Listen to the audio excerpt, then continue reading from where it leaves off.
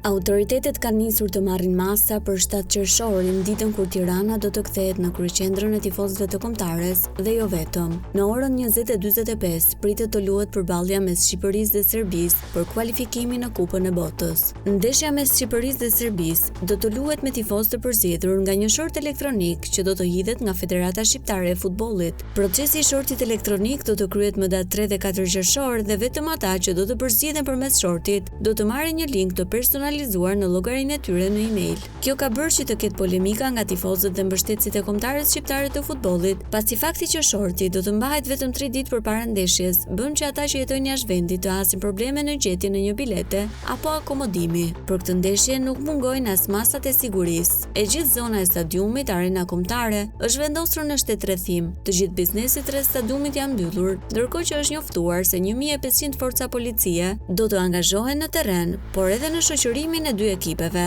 Fokusi më i veçantë do t'i jepet skuadrës së Serbisë. Nga momenti i mbërritjes në Tiranë një ditë para ndeshjes dhe deri në largimin nga Shqipëria, ekipi do të shoqërohet me eskorta. Në terren do të jetë edhe antiterrori, ndërsa për çdo rast mund të përfshihet edhe Renea. Shërbimi informativ shtetëror ose SHISH ka nisur prej kohësh të monitorojë rreziqet e mundshme, ndërsa masat përfshin edhe sigurinë brenda stadiumit. Federata ka marrë masat për përdorimin e kamrave specifike që bëjnë identifikimin me fytyrë të çdo tifozi që mund të bëjë sjellje të pahishme.